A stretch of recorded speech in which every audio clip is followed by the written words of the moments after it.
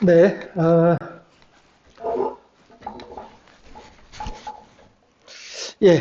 수요 예배 진행하도록 하겠습니다. 시작 하나님께 드리도록 하겠습니다.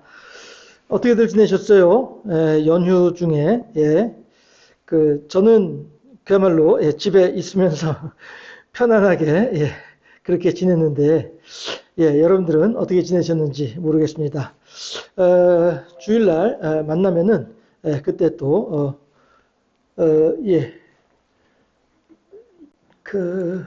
갑자기 윈도에서 그 안내 멘트가 와가지고, 주일날 만나면 또 어떻게 지내셨는지 소식을 들을 수 있을 것으로 생각을 하고요. 일단 알림이 안 나가고 있는 것 같은데, 보시죠, 가겠죠. 오늘도, 지난주에는 제가 찬양을 못하고 그냥 지나갔는데, 준비한 찬양 함께 하도록 하겠습니다. 이 찬양이 지난번에 제가 중간에 포기해버렸던 그런 찬양이죠. 오늘은 좀 연습을 했는데 어떻게 될지 모르겠습니다.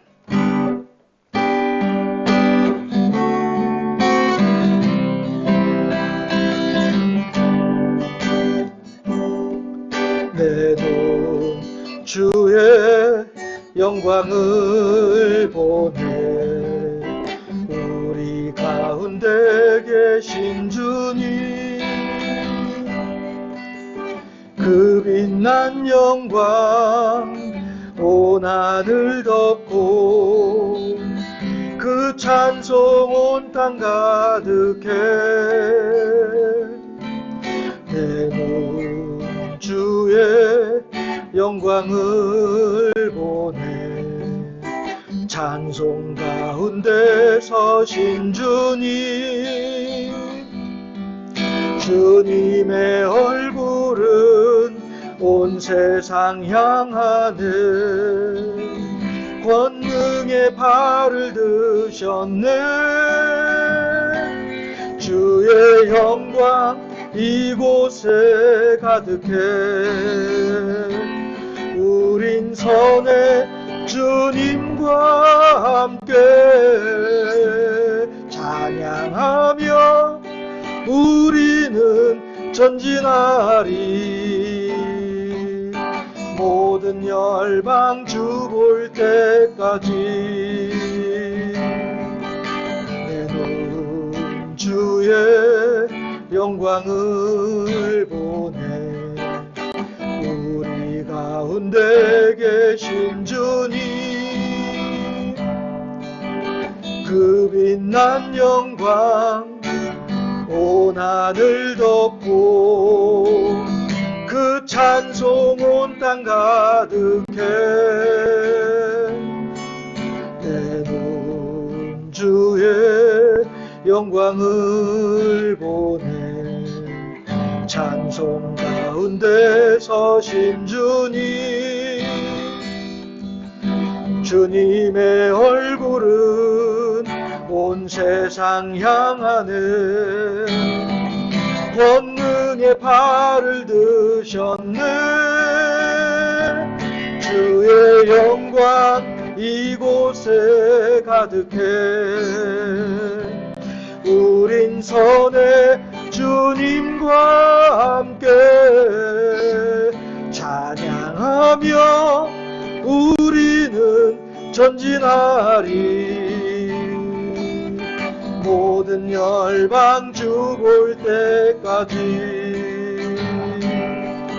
하늘 아버지 우릴 새롭게 하사 열방 중에서 주를 섬기게 하소서. 모든 나라 일어나 찬송 부르며 영광의 주님을 보게 하소서. 주의 영광 이곳에 가득해. 우린 선해 주님과 함께 찬양하며 우리는 전진하리. 열방 주 볼 때까지 찬양하며 우리는 전진하리. 모든 열방 주 볼 때까지.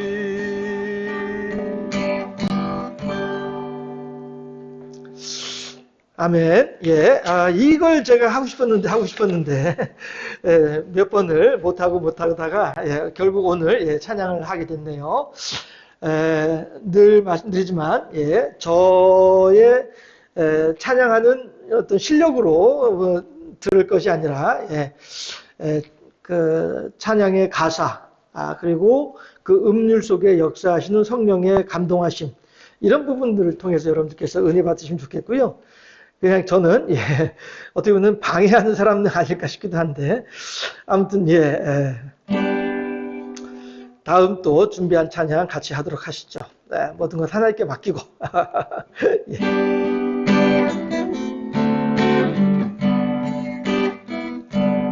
여기에 모인 우리 주의 은총 받은 자여라. 주께서 이 자리에 함께 계심을 아노라. 언제나 주님만을 찬양하며 따라가리니 시험을 당할 때도 함께 계심을 믿노라. 이 믿음 더욱 굳세라. 주가 지켜주신다. 어두운 밤에도 주의 밝은 빛 인도하여 주신다. 주님이 뜻하신 일 헤아리기 어렵더라도 언제나 주 뜻 안에 내가 있음을 아노라. 사랑의 말씀들이 나를 더욱 새롭게 하니 때로는 넘어져도 최후 승리를 믿노라. 이 믿음 더욱 굳세라. 주가 지켜주신다. 어두운 밤에도 주의 밝은 빛 인도하여 주신다. 여기에 모인 우리 사랑받는 주의 자녀라. 주께서 뜻하신 일 우릴 통해 펼치신다. 이 믿음 더욱 굳세라. 주가 지켜주신다. 주의 뜻 주의 밝은 빛 인도하여 주신다. 주의 뜻 이루어지는 날까지 믿음 더욱 굳세라.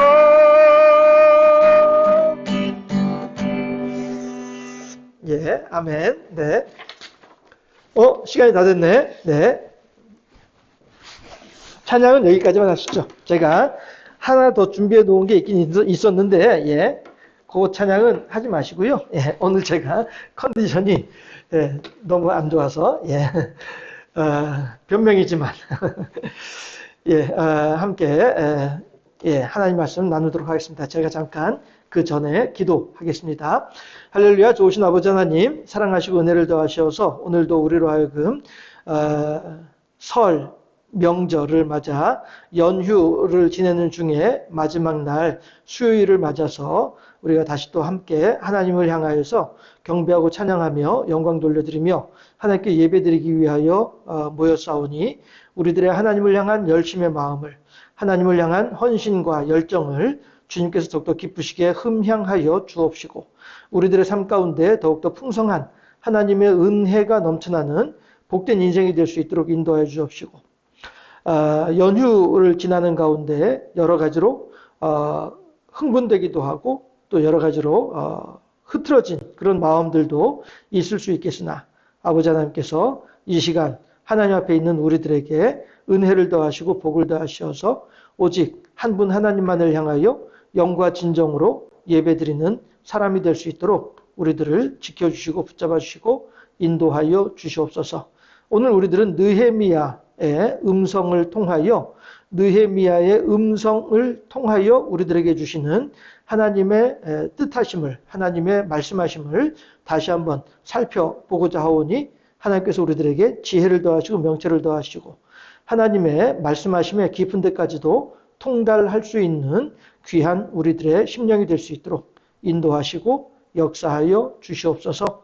감사합니다. 우리 구주 예수 그리스도 이름으로 감사하며 기도드리옵나이다. 아멘.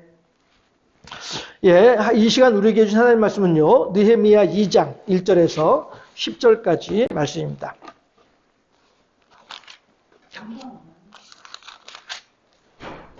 느헤미야 2장 1절에서 10절까지 말씀입니다. 잠깐만요.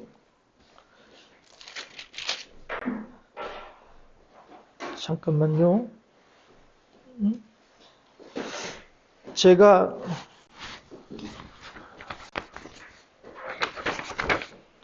그렇지 11절부터인데 예.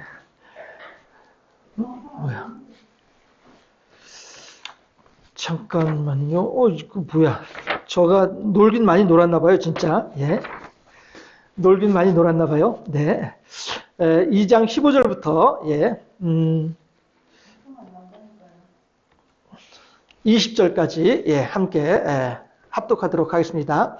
그 밤에 시내를 따라 올라가서 성벽을 살펴본 후에 돌아서 골짜기 문으로 돌아왔으나 방백들은 내가 어디 갔었으며 무엇을 하였는지 알지 못하였고 나도 그 일을 유다 사람들에게나 제사장들에게나 귀족들에게나 방백들에게나 그 외에 일하는 자들에게 알리지 아니하다가 후에 그들에게 이르기를 우리가 당한 곤경은 너희도 보고 있는 바라.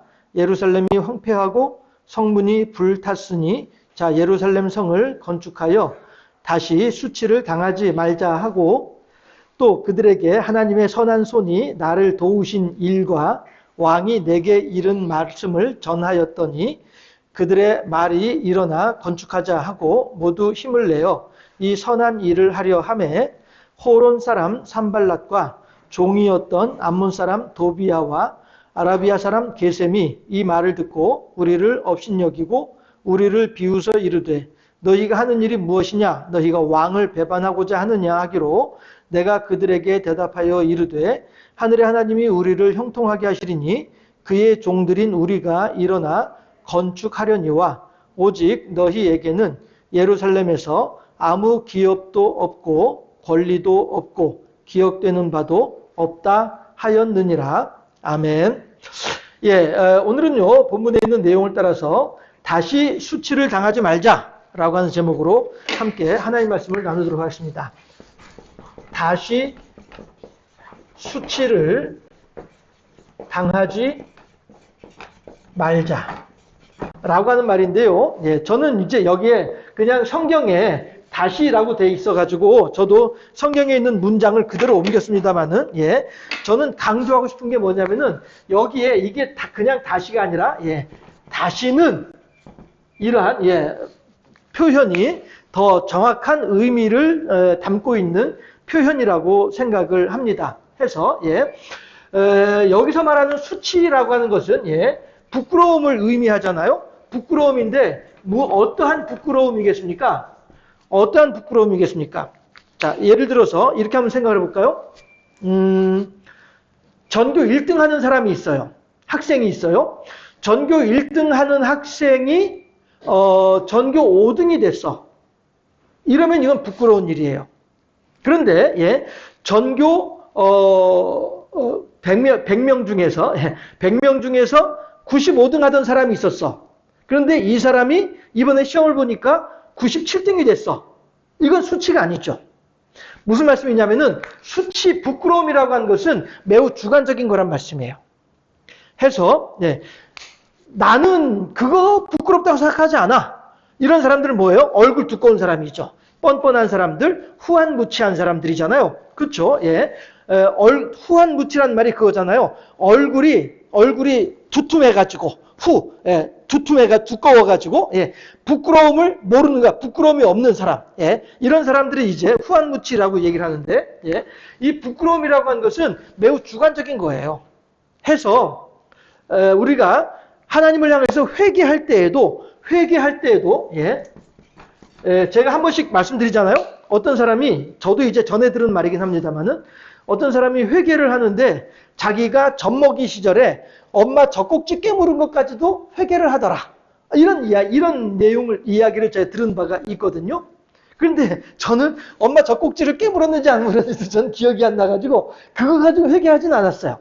무슨 말씀이냐면은 이렇게 부끄러움이고 회개라고 하는 것은 하나님께서 내게 가르쳐 주시고 하나님께서 내게 알려주시는 그만큼을 가지고 우리가 회개할 수 있다고 하는 것이죠. 그렇다고 한다면 우리가, 예, 이렇게도 생각을 해볼 수가 있어요. 그러면은 뭐 내가 회개 안 하는 거는 뭐 하나님께서 알려주지 않으니까 안 해도 되는 거네 라고 생각을 할 수도 있어요. 그렇게 생각을 하고 그렇게 주장을 하게 되면은 어디와 가까워지냐면은 저 구원파하고 가까워지는 거예요. 박옥수 쪽에, 예, 그쪽하고 가까워지는 거예요. 무슨 말씀이냐면은 하나님은 이미 우리들에게 너와 나와 그에게 모두에게 다, 예, 기본적인 소양, 기본적인 거는 다 알려주셨어요. 다 말씀하셨어요. 어떻게요? 우리들의 마음속에 선한 양심을 따라서 우리들의 선한 양심 안에 하나님께서 다 하나님의 뜻이 무엇이고 하나님께서 원하시는 바가 무엇이고 우리가 하나님께 회개해야 할 것이 무엇이고 이런 부분들을 다 가르쳐 주셨단 말씀이에요. 하기 때문에 제가 말씀드리는 내용은 젖꼭지를 깨물었냐 안 깨물었냐 이거는, 예, 각자의 어떤 개인적인 특수한 상황에서의 그 이야기일 거란 말씀이죠. 예를 들어서 아니할 말로 저 어렸을 때 우리 동네에 5살짜리가 엄마 젖꼭지 젖 빨아먹는 애가 있었거든요. 예? 그러면은 동네 아주머니들이 이렇게 모여 앉아가지고 막 이제 뭘 하더라도 아무튼 둘러 앉아 있을 때 애가 막 지들끼리, 그때 저한테 이제 한참 어린 동생이죠. 예? 그 녀석이 막 지들끼리 막 골목에서 놀다가 갑자기 그 동네 아주머니들 모여있는데 거기 와가지고 지 엄마 무릎에 뜨고 앉으면서도 옷속 올리고서 이제 젖을 빨아먹는 거예요. 5살짜리가. 자, 그러면은, 예, 예를 들어서 그 회개하는 사람을 얘기를 해봅시다. 그 사람이 만약에 5살짜리였다고 칩시다. 그러면은 내가 엄마 젖꼭지를 깨물었는지 안 깨물었는지 내가 기억날 거 아니야. 그러면 그 사람은 뭐 할 수도 있겠죠. 이렇게 회개할 수도 있겠죠. 제가 말씀드리고 싶은 것은 뭐냐면은 하나님은 우리들의 선한 양심 안에 하나님을 알 만한 것을 다 심어주셨어요. 심어 넣어주셨기 때문에 그 선한 양심이 하나님을 찾아가는 것이 믿음이라고 했단 말씀이에요. 예. 그래서 우리들이 그 하나님께서 우리들에게 가르쳐 주신 우리들의 마음속에 심어 넣어 놓으신 그 하나님의 신앙의 윤리, 가치 기준을 따라서 우리가 회개를 하고 하나님께 나아가는 것이지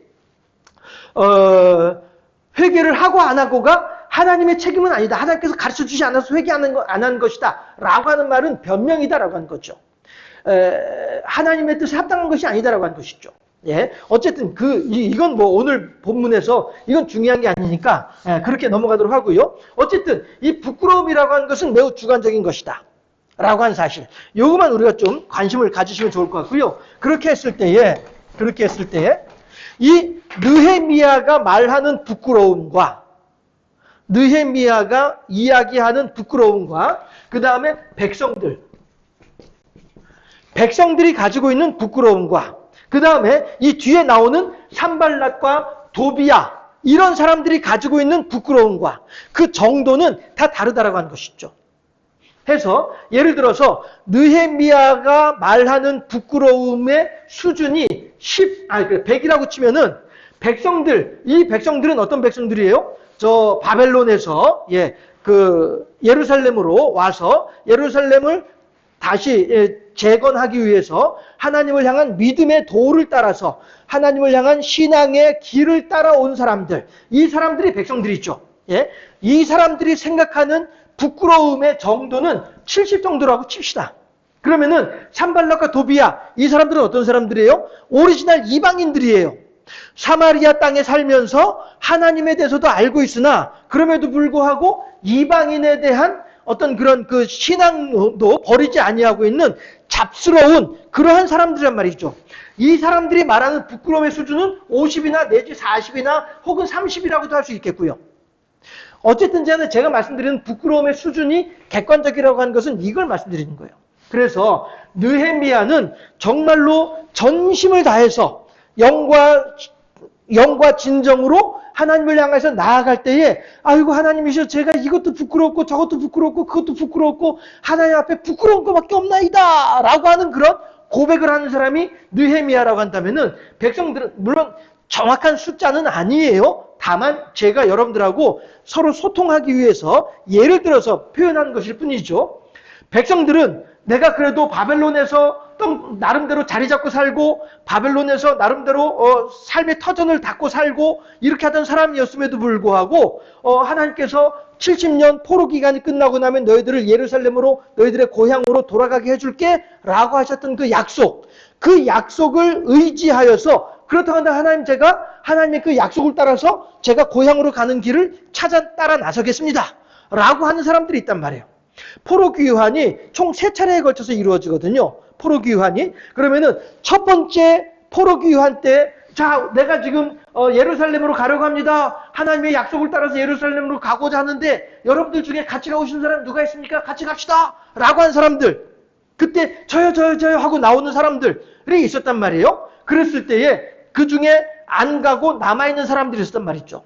남아있는 사람들 중에 나도 따라갈 걸 그랬나? 나도 가야 되는 건데 그랬나? 어떻게 하지? 라고 하는 중인데 두 번째 다시 또 포로 귀환 단이 또 형성이 되는 거예요. 해가지고 그러고 보니까 지금 우리 이제 경동노회 목사회에서는 해외 여행 수양회 간다고 하면서 지금 막 수양회 갈 사람들 막 모집하고 있기도 하던데 어쨌든 간에 예루살렘으로 돌아갈 사람들 2차 귀환할 사람들을 모집합니다 라고 하니까 그때에 내가 갔어야 되는 건데 못 가서 어떻게 하지? 이렇게 한 사람들이 나 따라갈게요 해가지고 두 번째 무리들이 또 예루살렘으로 오는 거예요. 그 다음에 그렇게 하는 걸 첫 번째 예루살렘으로 돌아간 사람들 보고 두 번째 예루살렘 돌아간 사람들 보고 하면서 나도 가야 되는 건데 여기 지금 땅 사놓고 여기 지금 내 장사 시작했고 여기에 저것도 건물도 세워놨고 이런 거 다 버리고 가려니까 너무 아까워서 내가 못 갔는데 그래도 내가 하나님 말씀을 따라서 가야 되는 거 아니야? 1차 귀환하는 사람들 보내고 2차 귀환하는 사람들 보내고 이제 남아있는 사람들 중에 유대인들 중에 이 사람들 중에 나도 갔어야 되는 건데 첫 번째 갈 때 영철이 가고 두 번째 갈 때 갑돌이 갔는데 나도 따라갈 걸 그랬나 봐 라고 생각하는 사람들이 있었단 말이죠. 그런데 그때 3차 귀환단을 모집합니다 라고 하니까 그래 잘됐다 내가 이번 기회에 가야 되겠다 라고 나서는 거죠. 제가 그러고 보니까 저의 경우도 그랬었는데요. 제가 이제 잠깐 신앙생활을 방학을 한 적이 있었다라는 말씀을 제가 한 번씩 말씀드리잖아요. 그래서 이제 그날도 이제 저녁 먹고 저기 상황실에 제 방에 들어가서 이제 앉아가지고 이제 한숨 푹푹 쉬면서 세상 온갖 고민은 다 이제 짊어지고서 한숨 푹푹 쉬고 이렇게 하고 중인데 저희 이제 내무실에서, 예, 그것도 이제 내무실도 7개 내무실이 있었는데, 그 중에 제 6 내무실에서 몇 명의 사람들이 모여서 예배를 드리고 있었어요. 그때 이제 우리 부대에 전입 온 지 얼마 안 된 사람이 이렇게 사람들을 불러 모아가지고 예배를 드리고 있었어요. 그래서 이제 저도 그때는 그 예배에 참여하지 않고 하나님을 이제 방학을 하고 있는 때였었으니까 그 당시에 코미디 프로그램 중에 육병동 사람들이라고 하는 프로그램이 있었어요. 육병동이 이제 그 정신병동이거든요. 그런 내용으로 이제 코미디를 하는 그런 게 있어가지고 마침 육내무반에서 이제 예배를 드리고 있으니까 뭐야 육병동 사람들이야 뭐야 하면서 저도 이제 막 그렇게 놀리고 이렇게 하던 때였었는데 하루는 저녁 먹고 상황실에 와가지고 이렇게 앉아 있는데 갑자기 마음에서 어떤 그런 울림이 있는 거예요. 그러면서 어떤 생각이 드냐면 저한테 야 너 오늘 하나님께로 돌아가지 못하게 되면은 앞으로 너는 영원히 하나님께로 돌아갈 기회가 없을지도 몰라. 이런 생각이 저의 마음속에서 막 이렇게 불쑥불쑥 올라오는 거예요. 그래서 막 조바심이 나더라고. 그래가지고 이미 이제 시간을 보니까 예배는 이미 시작했을 시간인데 그런데도 불구하고 막 오늘 안 가면 안 될 것 같은 그런 조바심 그런 게 막 있더라고요. 그래가지고 얼른 상황실에서 나와가지고 내무실로 갔죠. 갔더니 안 그래도 이제 마루 위에 이제 한 6, 7명이 앉아가지고 둘러 앉아가지고 둥그렇게 앉아서 예배를 드리고 있더라고요. 그래서 이제 제가 들어가니까 쑥 쳐다보고 저는 이제 그들의 보기에는 저는 여기에 절대 올 사람이 아니라고 생각되던 사람 중에 하나였는데 제가 이제 들어가니까 저보다 더 심했던 사람이 한 명이 있었는데 그 사람은 벌써 이제 들어와 앉아 있었거든요. 아무튼 그래서 이제 누가 이렇게 자리를 하나 내주길래 같이 이제 끼어 앉아가지고 거기서 이제 제가 어쨌든 예배하는 곳에 왔으니까 기도를 해야 될 거 아니에요. 그래가지고 무릎 꿇고서 어떻게 기도했냐면 지금도 생생하게 기억나는데 하나님 저 왔어요. 이러고서 그냥 뭐 울고불고 뭐 이런 것도 없었고 뭐 깊이 회개하고 뭐 이런 것도 없었고 뭐 한숨 푹 쉬면서 하나님 감사 뭐 이런 것도 없었고 이 죄인이 뭐 이런 것도 없었고 그냥 어디 이제 그야말로 이제 뭐 바깥에 나갔다가 집에 들어와서 부모님한테 다녔습니다 하듯이 그렇게 하나님 좋았어요 이러고서 이제 예수 이름으로 아멘도 없이 그냥 하나님 좋았어요 이러고서 이제 무릎 풀고 이제 책상 다리게 하고 앉아서 그러고 이제 있었는데 그때 뭐 설교 내용이 뭐였는지 아무것도 기억 안 나요. 그리고 뭐 저에 대해서 뭐 환영송을 뭘 했는지 아무것도 기억 안 나요. 그냥 그렇게 예배 드리고 그리고 예배 마치고 같이 기도하고 그러고서 이제 전 다시 상황실로 올라오고 그렇게 하는데 그 상황실로 올라오는 그 길이 이렇게 좀 가파른 산길이거든요. 산 중턱에 이제 상황실을 만들어 놓고 산 아래쪽에 그 내무실이 있다 보니까 그 가파른 길을 올라가는데 그 길이 그렇게 가볍고 그 길이 전혀 오르막길이라는 생각이 들지 않고 그때 그 유행했던 유행가가 하늘의 구름이 솜사탕이 아닐까 어디 한번 뛰어 올라볼까 뭐 그런 노래가 유행하고 있었거든요. 근데 정말로 제가 진짜 이렇게 뛰어 오르면은 구름을 붙잡을 수 있을 것 같은 그러한 느낌을 가졌던 적이 있었어요. 그때 그 조바심이 바로 1차, 2차, 3차에 걸쳐서 포로 귀환을 할 때에 그때에 이 사람들은 이제 별 1차 귀환하는 사람들은 별 동요 없이 그래 나 가야지 당연히 가야지 라고 하는 사람들일 것이고 두 번째로 나서는 사람들은 그때 내가 갔어야 되는데 내가 그때 못 갔어 아쉽네 이런 사람들이 이제 2차에 갔을 것이고 3차에 가는 사람들은 야 이거 막차야 이거 놓치면 진짜 갈 길이 없어 저처럼 야 이한웅 너 오늘 네가 하나님께로 돌아가지 않으면은 너는 영원히 하나님께로 돌아갈 기회를 못 찾을 수도 기회가 없을 수도 있어 이런 생각이 드는 그런 조바심 이 3차 포로 귀환의 사람들이 아니었을까라고 생각이 되는 거예요. 이렇게 하나님을 향한 열심을 가진 사람들 이 사람들이 바로 이 사람들이란 말이에요. 그래서 이 백의 부끄러움을 가지고 있는 이 느헤미야가 70의 부끄러움을 가지고 있는 사람들을 향하여서 여러분들이요, 우리 다시는 수치를 당하지 맙시다. 라고 권면하고 있는 거죠. 예. 자, 다시 한번 보실까요? 17절에서 후에 그들에게 이르기를 우리가 당한 곤경은 너희도 보고 있는 바라 예루살렘이 황폐하고 성문이 불탔으니 자 예루살렘 성을 건축하여 다시 수치를 당하지 말자라고 한다는 말씀이에요. 그렇죠? 이게 무슨 내용이냐면은 느헤미야가 예루살렘으로 와가지고 예루살렘에 도착해가지고 예, 한밤중에 혼자서 예루살렘 성 주변을 돌아본 거예요. 예루살렘 성 주변을 돌아보다 보니까 여기저기에 성벽이 무너지고 예, 여기저기에 성문이 다 떨어져서 없어져 버리고 이런 상황이에요. 그래서 우리가 읽진 않았습니다만은 이 앞에 어떤 내용이냐면은 짐승이 지나가기조차도 힘들 정도로 그 말은 무슨 얘기냐면은 타고 있는 말 이제 느헤미야가 말을 타고서 이제 그 길을 다 돌았단 말이에요. 예. 그렇게 하다 보니까 짐승이 말이 지나가기도 힘들 정도로 그렇게 길이 좁아진 거예요. 여기저기 막 성벽 돌들이 막 떨어져가지고 길이 없는 셈이 되는 거죠. 예. 이렇게 황폐하게 된 예루살렘 성을 보고 돌아와서 그 성에 대하여서 백성들한테 이야기를 하고 방백들한테 이야기를 하면서 그러면서 여러분들이요 우리가 이 예루살렘 성을 다시 한번 세웁시다. 예루살렘 성을 견고하게 다시 세워가지고 우리가 이러한 수치를 다시는 당하지 말도록 합시다.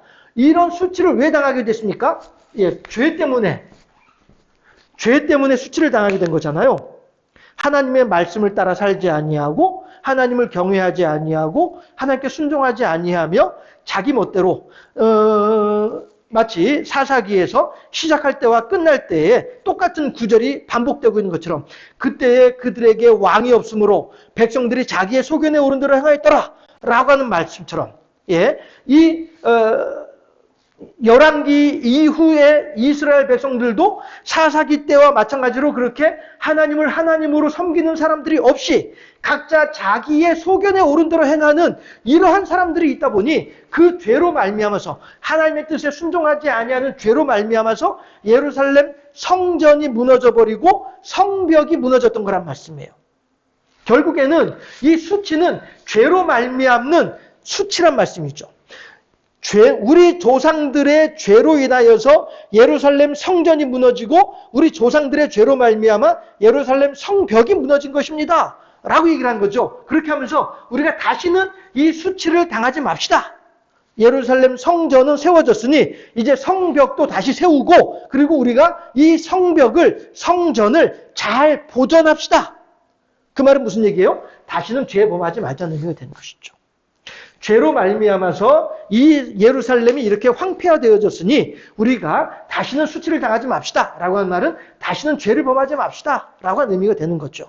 예, 해서 백성들은 예루살렘 성이 그렇게 무너진 것을 보면서도 이걸 어찌할 생각조차도 하지 않고 있을 때에 왜? 하나님을 향한 부끄러움의 수준이 70 정도밖에 안 되니까. 그런데 하나님을 향한 부끄러움의 수준이 100이 되는 이 느헤미야이다 보니 느헤미야는 그 예루살렘 성벽이 무너진 것에 대해서 무척 부끄러움으로 느끼는 거예요. 왜? 이 현상이, 이 상황이 왜 이루어졌느냐면은 우리 조상들이 하나님을 향해서 죄를 범했기 때문이다. 라고 하는 것이고요. 그런데 우리가 이 성벽을 그냥 내어버려 두고 있는 것은 우리 또한 이것에 대해서 그냥 내어버려 두고 있다는 그 자체가 무척 하나님을 향한 부끄러움이다. 하나님을 향한 죄악된 올바르지 못한 그러한 행위이다 라고 하는 사실을 느헤미야는 알고 있는 거죠. 따라서 백성들에게 그 이야기를 함으로써 백성들도 아하 그렇군요 라고 하면서 백성들의 부끄러움의 수준도 100이 되도록 이것이 다시는 수치를 당하지 말자라고 하는 말의 의미가 이거란 말씀이에요. 해서 이 백성들 1차, 2차, 3차에 걸쳐서 예루살렘으로 돌아온 하나님을 향한 열심의 마음을 가지고 있으나 그럼에도 불구하고 그들의 신앙의 수준, 그들의 영성의 수준은 70밖에 안 되는 이 백성들을 향하여서 영성의 수준이 100인 느헤미야가 여러분들이요 이것은 이러한 것이니까 이렇게 합시다 라고 가르쳐 줌으로써 백성들의 신앙의 수준, 백성들의 영성을 느헤미야의 영성과 같은 수준으로 올려놓고 있는 것, 이것이 오늘 느헤미야가 백성들한테 권면하고 있는 내 말이더라라고 하는 거예요. 다만 산발랏이나 도비아나 이런 사람들은 이 수준에 오를 수가 없죠. 왜? 이들의 출발점부터가 다르거든요. 백성들의 출발점은 느헤미야의 출발점과 같은 출발점이에요. 뭐예요? 오직 주께 영광. 그쵸? 예. 여호와 제일주의 신앙으로 살겠노라라고 하는 출발점이 느헤미야나 백성들은 같은 출발점이기 때문에 느헤미야가 백성들한테 여러분들이 우리가 이렇게 합시다. 이것이 하나님을 향해서 영광입니다. 라고 이야기를 할 때에 이 수준으로 금방 올라갈 수가 있어요. 그런데 산발랏이나 도비아나 이런 이방인들의 출발점은 거기 있지 않잖아요. 하나님이라고 하는 대상은 그저 그들이 섬기는 우상과 동일한 그런 한 존재일 뿐이란 말씀이에요. 그래서 산에 그 예화가 그런 예화가 있잖아요. 한 사람이 일요일 날 등산을 하러 출발하면서 예배당에 가서 예배드리고 난 뒤에 그 다음에 등산하러 가는 거예요. 예, 가는 길에 이제 산 중턱에 절이 있으니까 가서 아미에 탑을 하면서 염불 하고 그리고서 이제 산에 올라갔다가 내려오는 길에 성당 들러가가지고 내 탓이요 모두가 내 탓이로소이다 이렇게 하고서 집에 오는 거예요. 옆에 있는 사람들이 물어보는 거예요. 아니 대체 당신은 어느 신을 섬기는 거요? 그랬더니 그거 뭐 가질 거 아무거나 하나 얻어 걸면 되는 거 아니요? 이렇게 대답하더라는 거죠. 이런 예화가 있는데 산발랏이나 도비아가 바로 그거란 말씀이에요. 그 이방인들이 그런 거란 말이에요. 아무거나 하나 얻어 걸리면 되지 뭐 가질 거. 아무거나 하나 얻어 걸려서 내가 복만 받으면 될 거 아니야? 이게 이방인들의 우상을 섬기는 자들의 신앙생활의 모습이라고 하는 것이죠. 그러나 우리 하나님을 믿는 사람들이 하나님을 믿고 따르는 사람들이 과연 이렇게 아무거나 하나 얻어 걸리면 되는 거지 이런 마음으로 우리가 신앙생활을 하나요? 그건 아니란 말씀이죠. 저 같은 경우에도 그때 왜 그렇게 조바심이 났을까? 라고 하는 것을 생각해 보면은 내가 왜 그렇게 조바심이 났을까? 결국에는 하나님의 어떤 그런 부르심이라고 하는 그에 대한 어떤 나름대로의 믿음이 있었기 때문에 그런데 내가 오늘 이 하나님의 부르심을 거역하게 되면 하나님께서 다시 나를 안 부르시면 어떻게 하지? 라고 하는 그런 조바심이 거기에서 있었던 거였거든요. 마찬가지로 예. 그러나 이 산발랏이나 도비아나 이런 이방인들은 그런 마음이 아니란 거예요. 해서 백성들은 그런 마음이었던 것이죠. 느헤미야도 그러한 마음이었던 것이고요. 어찌하든지 하나님을 섬기며 어찌하든지 하나님을 영화롭게 하고 여호와 제일주의 신앙으로 살아야 되겠노라, 살겠노라 라고 하는 그런 출발점이 같은 사람들이다 보니 백성들은, 방백들은 느헤미야가 하는 말을 금방 이해를 하고 오케이, 예, 아멘, 거기에 저희들도 같이 헌신하겠습니다. 같이 수고하겠습니다. 라고 하는 마음들이 생기는 거란 말이죠. 그러나 여러분들 여기서 보게 되면요. 호론 사람 사발람과 도비아와 아라비아 사람 게셈 이런 사람들은 어떻게 합니까? 옆에서 지켜보고 있으면서도 불구하고 이 사람들이 이제 이후에는 우리도 같이 합시다. 라고 하는 그런 이야기도 하긴 하거든요. 예. 그럼에도 불구하고 느헤미야가 이들에게는 같이 할 수 있는 옆자리를 내주지 않죠. 네. 어쨌든 왜? 이 사람들의 출발점은 하나님을 향한 헌신의 마음이 아니고 하나님을 이용해 먹고자 하는 어떻게 하면 내가 복을 받을 수 있을까? 이것만 생각하는 이런 출발점이 다른 사람들이기 때문에 예. 이 사실인 것이죠. 첫 번째, 부끄러움이라고 하는 것은 즉 하나님을 향하여서 회개한다라고 하는 것은 하나님께서 가르쳐 주실 때에 우리가 가능한 일이다라고 하는 것이고요. 이거는 이제 뭐 말하기 좋아하는 사람들의 말은 그냥 빼버리도록 하십시다. 예. 다만 우리들의 기본적인 베이스는 있으니까. 네. 해서 하나님께서 가르쳐 주시면은 가르쳐 주신 것을 가지고 회개를 하고 하나님 앞에 나아갈 수가 있겠더라라고 하는 것입니다. 그랬을 때 누가 가르쳐 주고 있어요? 느헤미야가 백성들에게 가르쳐 주고 있잖아요. 여러분들이요, 예루살렘 성벽이 이렇게 무너져 있는 것을 그냥 내어버려 두는 것은 하나님 앞에 부끄러운 일이에요. 그리고 우리가 예루살렘 성벽을 다시 잘 세우고 그 다음에 세운 것으로 그치는 것이 아니라 세운 뒤에 하나님을 향한 신앙생활을 잘 함으로써 다시는 수치를 당하지 말도록 합시다. 라고 느헤미야가 백성들에게, 방백들에게 이야기를 하니까 방백들은 금방 느헤미야가 무슨 말을 하는지 알아듣고 예, 아멘 하고서 거기에 헌신하잖아요. 우리들도 마찬가지로 그렇게 하나님께서 가르쳐 주신 대로 우리들도 하나님을 따라 나아갈 수 있다라고 하는 것이죠. 예. 그런데 산발랏이나 도비아나 이런 이방인들은 출발점이 다르기 때문에 그런 일들이 이루어지기가 쉽지가 않다. 라고 하는 것이죠. 예, 여기까지만 하시고, 그렇다 한다면 과연 느헤미야의 이러한 간절한 권면의 말을 따라서 과연 이스라엘 사람들이 그렇게 하나님을 향하여서 다시는 수치를 당하지 않을 수 있는 그러한, 좀 더 이제 직접적으로 말씀드리면은 신앙생활을 잘 했나요? 정신 차리고 똑바로 정신 차리고 신앙생활을 잘 해왔던가요? 만약에 그들이 느헤미야 이후의 백성들이 하나님을 향해서 신앙생활을 제대로 똑바로 정신 차리고 잘 했다라고 한다면은, 그렇다면 예수님께서 오실 필요가 없었겠죠. 그렇죠? 예. 예수님께서는 왜 오셨습니까? 이 땅에 많은 죄인들로 하여금 자기들의 죄로 말미암아서 멸망할 수밖에 없는 죄인들에게 구원의 길을 열어주기 위해서 오신 분이 예수님이시잖아요. 그렇죠? 느헤미야나 방백들이나 백성들이 자, 우리가 예루살렘 성벽을 다시 세웁시다. 그리고 무너진 성벽을 다시 세우고 사라진 성전의 그 성의 문을 우리가 다시 답시다. 라고 하면서 열심을 가지고 하나님께 헌신하고 하던 이 백성들이지만, 그럼에도 불구하고 그들의 수고와 그들의 헌신과 그들의 어떤 이런 예를 들어서 이만큼의 백이 되는 어떤 이런 영성의 수준이 과연 이렇게 쭉 이어질 수 있더냐? 그건 아니란 것이죠. 늘 그렇게 우리들은 마음은 원이로되 육신이 약함으로 인하여서 하나님을 향하여서 어떤 나 이제 주님만을 위해서 살겠노라라고 함에도 불구하고 내가 예배당에선 그렇게 했지만은 예배당을 나가게 되면 또 이제 달라지게 되는 예화 중에 그런 예화 있잖아요. 예, 아이가 엄마랑 같이 기도원에 갔더니 갔다 왔더니 이제 아이가 하는 얘기가 엄마 우리 기도원 다시 갑시다. 왜? 그랬더니 엄마가 기도원에 있을 때에는 천사 같은데 집에 오니까 마귀 같아. 이런 예화도 있잖아요. 예, 이게 우리들의 본질이죠. 우리들의 신앙생활의 본질이죠. 예. 나도 참 진짜 기도원에 있을 때처럼 예배 교회에 있을 때처럼 그렇게 나도 그렇게 늘 그렇게 살면 좋겠는데, 그런데 나의 삶의 현장으로 오게 되면은 막 이것저것 막 이렇게 막 골치 아프고 어렵고 막 꼬인 것들만 생각나고 하면은 또다시 나의 어떤 그런 마음이 무너져 내리고 마는 이런 것들이 우리들의 현실이잖아요. 이게 인간의 본질이라는 것이죠. 이게 인간의 본성이라고 하는 것이죠.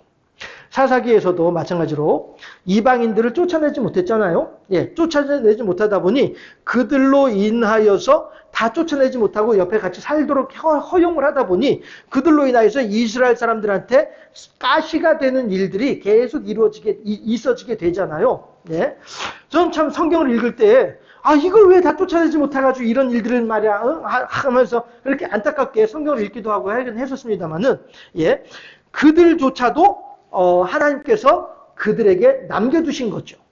다른 성경에서 그렇게 얘기를 하잖아요. 하나님께서 남겨두신 이방인들이라고 하는 표현이 있잖아요. 네, 해서 하나님께서 왜 그들을 남겨두셨습니까? 그러므로 인하여서 너희들의 부족하고 연약함을 깨달아 알라라고 하는, 그야말로 사람 막대기와 인생 채찍이 되는 것이죠. 그 이방인들이. 마찬가지로 느헤미야와 그 방백들과 그 백성들 옆에도 누가 있어요? 이 사람들이 늘 있는 거예요. 이 사람들이 사람 막대기와 인생 채찍이 되는 거예요. 해서 이 사람들이 이들의 마음은 원이로 돼 연약한 육신을 끊임없이 계속 방해, 회방을 하는 거죠. 마치 이방인들이 사사기에서 이방인들이 이스라엘 백성들을 계속 괴롭히고 힘들게 하고 어렵게 만들고 하는 것처럼 이렇게 되는 것이죠. 다윗도 마찬가지로 사람 막대기와 인생 채찍이라고 하는 말이 다윗이 하는 말이잖아요. 예, 그만큼 자기도 사람으로부터 많은 힘들고 어려운 일들을 겪어왔다는 말이죠. 기도를 함에도 불구하고 내가 일이 잘 풀리지 않고 어려워지고 힘들어지고 이런 일들이 생겨나는 이유들이 뭐 때문이에요? 예, 바로 이런 거예요. 그런데 이것이 바울이 말하는 육신의 가시와도 같이 하나님이시여 저로 하여금 이 육체의 가시를 좀 없애주시옵소서라고 기도를 할 때 3번이나 기도했다라고 하죠. 그렇게 기도를 할 때 하나님께서 뭐라고 말씀을 하세요? 나의 은혜가 너에게 그 정도면 충분해. 내가 너에게 베풀어주는 능력이 그 정도면 충분해. 라고 하시더라라고 하는 거죠. 그 말은 다시 말해서 무슨 얘기냐면은 너는 네 육체의 가시를 가지고 살아. 그것만으로도 감사하면서 살아라고 말씀하신 거란 말이죠. 이게 하나님의 몰인정에서가 아닌 거예요. 예, 내 육신의 가시를 통하여서 내가 이만큼 부족한 자이고 내가 이만큼 연약한 자라는 사실을 알게 되고, 그렇게 할수록 더욱더 하나님을 의지해서 아이고 하나님이시여 이렇게 부족한 자에게 하나님께서 이렇게 큰 은혜를 허락하시니 너무나도 감사하나이다 라고 하는 그러한 나를 깨우치는 도구란 말씀이에요. 나를 깨우치는 도구. 왜? 바울이라는 사람도 자기도 스스로 얘기하잖아요. 나 스스로 너무 높아질까 봐서. 내가 아는 것도 많고 경험도 많고 학식도 많고 다른 사람들이 존경받을 만한 모든 조건들을 가지고 있다 보니까 이것으로 인해서 내가 하나님을 향해서 교만해지고 나의 본질을 잊어버릴까 하여서 하나님께서 내게 육체의 가시를 주신 거예요. 따라서 내 육체의 가시가 나를 힘들게 하고 괴롭게 하는 것은 분명하지만은, 그럼에도 불구하고 내가 육체의 가시를 가지고 있음에도 불구하고 하나님께서도 야 너 그거 가지고 있어야 돼 라고 하심에도 불구하고, 그럼에도 불구하고 나는 육체의 가시보다도 하나님으로부터 받은 것이 너무나도 크기 때문에 그래서 감사한 거예요. 육체의 가시 때문에 하나님 왜 이거 빼달라니까 왜 이거 안 해주는 거예요? 이게 아니라 이걸 떠나서 이게 더욱더 크기 때문에 이것으로 인해서 이렇게 감사하다는 것이죠. 육체의 가시는 여전히 가지고 있음에도 불구하고 육체의 가시가 하나님을 향해서 원망의 조건이 되지는 않는다라고 하는 거예요. 왜? 받은 게 더 크니까. 마찬가지로 이스라엘 백성들한테 느헤미야나 이스라엘 방백 백성들한테 산발락과 도비야는 도리어 있음으로 인해서 이들에게 유익이 되더라 하는 거예요. 왜? 그렇게 해야 이들이 결국에는 나의 연약함과 나의 부족함을 알 수 있는 도구가 되기 때문에, 기회가 되기 때문에.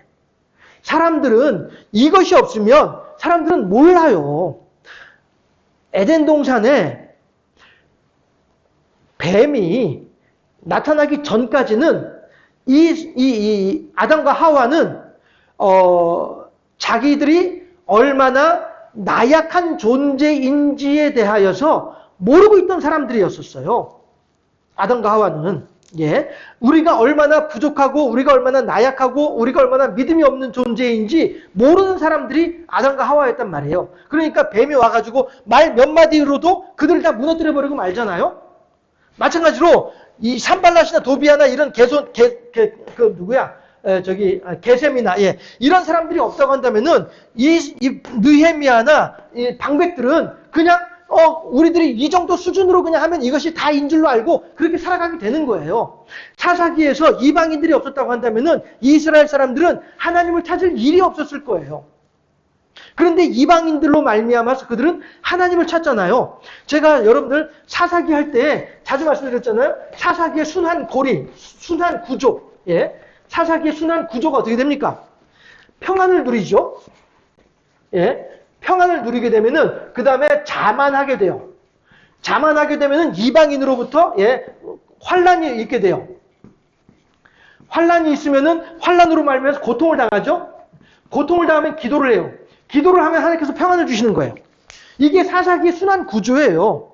예, 해서 평안해지게 되면은 등 따시고 배부르게 되면은 자만해지게 되고, 자만해지다 보니까 환란이 생기는 것이고, 환란을 당하다 보니까 고통을 알게 되고, 고통을 아니까 기도하는 거고, 기도하다 보니 다시 또 하나님께서 알았다고 평안을 주시고, 이게 6번인가를 이렇게 반복 순환되는 것이 사사기의 구조거든요. 예, 이런 것처럼 이 느헤미야나 방백들도 산발랏이나 도비아가 없다고 한다면은, 게셈이 없다고 한다면, 이들 마찬가지로 이러한 아담과 하와처럼 얼마나 내가 부족하고 연약하고 나약한 존재인지에 대해서 모르게 되더라 하는 거예요.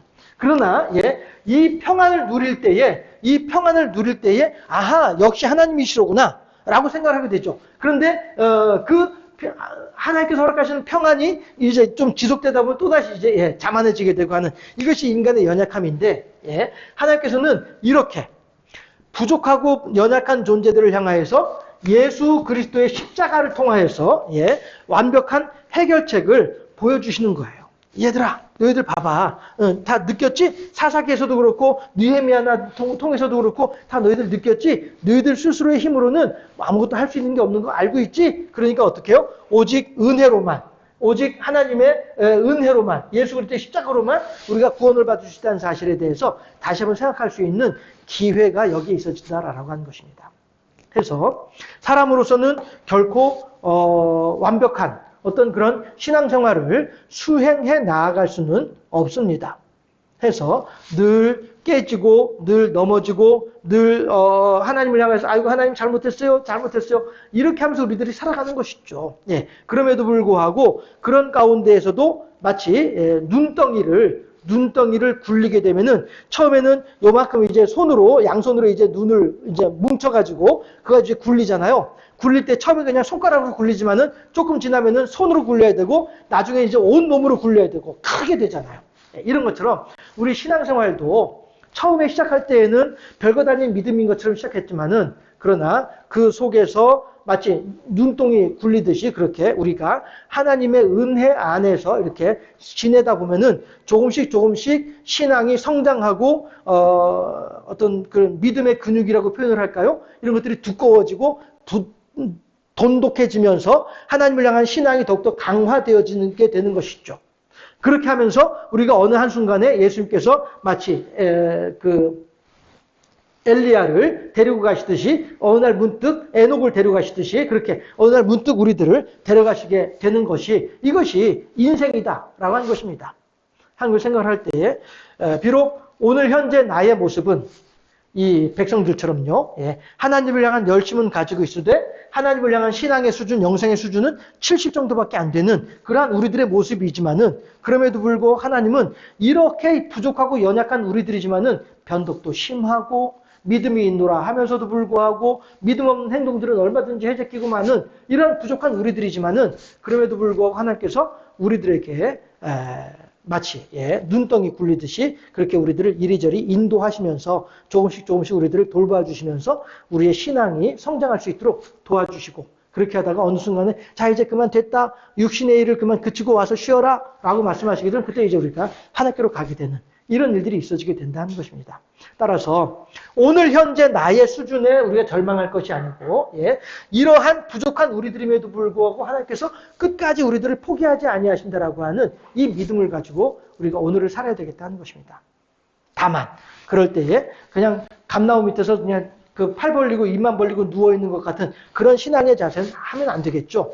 다시는 수치를 당하지 맙시다라고 하는 이러한 하나님을 향한 우리들의 열심은 우리가 하나님께 보여드려야만 할 어떤 최소한의 신앙 양심은 아니겠느냐, 양심이 아니겠느냐 이런 걸 생각을 하면서 우리가 오늘 하루를 더욱더 하나님을 기쁘시게 하는 삶을 위해서 하나님을 영화롭게 하는 삶을 위해서 그렇게 나아가야만 하겠죠. 나의 부족하고 연약함은 그대로 하나님 앞에 내어놓으면서 하나님이시여 이러한 저에게 또 힘을 더하셔서 저라고 하는 사람조차도 하나님을 향해서 헌신하고 영광 돌려줄 수 있도록 길을 허락하시옵소서 이러한 하나님을 향한 열심의 마음을 가지고 우리가 오늘을 살아야 되지 않겠느냐라고 하는 것입니다. 느헤미야도 방백들도 실패했습니다. 사사기 백성들, 이스라엘 백성들도 에덴 동산의 아담과 하와도 실패했습니다. 우리들도 마찬가지로 살아가는 가운데 실패하는 일들이 많이 있습니다. 그럼에도 불구하고 하나님께서는 느헤미야도 하나님의 사랑하시는 자녀이고 아담과 하와도 하나님의 사랑하시는 피조물이고 우리들도 마찬가지로 하나님의 사랑하시는 피조물이고 예수 그리스도의 십자가를 통하여서 우리들에게 그 사실을 그 사랑의 마음을 확증해 주고 계시고 그 하나님을 의지하여서 오늘 비록 나의 인간적인 나의 모습을 보기에는 내게도 합당하지 아니하고 내게도 성에 차지 않는 그런 부족한 인생이 나일 수 있습니다. 그러나 나의 모습이 아닌 하나님께서 나를 이끌어 가시고 나를 인도하시는 이 백성들의 어떤 신앙의 수준을 느헤미야의 수준으로 올려주시는 것처럼 그렇게 우리들을 하나님께서 인도하고 계시기에 그 하나님을 믿고 의지하면서 오늘도 주님을 따라서 살아가는 나 오직 주를 위해 살으리라 고백할 수 있는 아름다운 신앙의 사람으로 살아갈 수 있기를 주님의 이름으로 축원합니다. 기도하겠습니다. 좋으신 아버지 하나님 사랑하시고 은혜를 더하시고 복을 더하시니 참으로 감사합니다. 우리가 오늘도 하루를 호흡하며 지낼 수 있게 된 것은 결코 저의 능력이 아니라 우리의 능력이 결코 아니라 오직 하나님의 베풀어 주시는 은혜 때문인 줄로 믿습니다. 하나님께서 오늘 우리들을 살아가게 하셨사오니 오늘 우리들은 하나님을 향해서 얼마나 아름다운 열심의 마음으로 열정과 헌신의 마음으로 살아왔습니까? 다시 한번 살펴보는 우리가 되게 하시고 느헤미야와 방백들이 그러했던 것처럼 우리도 다시는 수치를 당하지 아니하리라 하나님 앞에 결단할 수 있는, 비록 내일은 또다시 새로운 수치를 당하는 일이 있다 할지라도 오늘 하루만큼은 다시는 수치를 당하지 아니하리라. 하나님 앞에 아름답고도 진실된 모습으로 헌신하고 결단하는 하나님의 편에 서 있는 사람으로 살아갈 수 있도록 인도하시고 역사하여 주시옵소서. 그리고 또한 하나님께서는 그럼에도 불구하고 부족하고 연약한 우리 인생인지라 끝까지 하나님께서 지켜주시고 붙잡아 주실 것을 또한 믿사오니 그 하나님을 의지하여 더욱더 하나님께 아름다운 영광을 올려드리는 믿음의 사람으로 살아갈 수 있도록 우리들을 지켜주시고 붙잡아 주시옵소서. 감사합니다. 우리 구주 예수 그리스도 이름으로 기도드리옵나이다. 아멘. 광고는요, 제가 지난 주일날 광고를 실치를 못했었는데요. 돌아온 주일부터 사순절이 시작되고 있어요. 제가, 제2수요일이 있다는 것도 알면서도 불구하고 사순절 광고를 제가 안 했네요. 정신없이 지내다 보니까 그런 것 같은데, 돌아온 주부터 이제 사순절 첫 번째 주일이 시작된다는 거, 알고 계시고, 우리가 예전처럼 어떤 그러한 신앙의 형태를 하나님께 보여드리지는 못하고 있긴 합니다만은 그럼에도 불구하고 사순절 기간이다라고 하는 것은 마음에 깊이 새기고 그렇게 지내는 우리가 됐으면 좋겠습니다. 건강하게 잘 지내시다가 주일날 또 만나도록 하겠습니다. 주님 가르친 기도로 예배를 모두 마치도록 하겠습니다. 하늘에 계신 우리 아버지, 아버지의 이름을 거룩하게 하시며 아버지의 나라가 오게 하시며 아버지의 뜻이 하늘에서 이루어진 것 같이 땅에서도 이루어지게 하소서. 오늘 우리에게 일용할 양식을 주시고 우리가 우리에게 잘 못한 사람을 용서하여 준 것 같이 우리 죄를 용서하여 주시고 우리를 시험에 빠지지 않게 하시고 악에서 구하옵소서.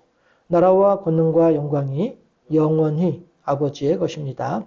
아멘. 예배 모두 마쳤습니다. 주일날 반갑게 만나도록 하겠습니다.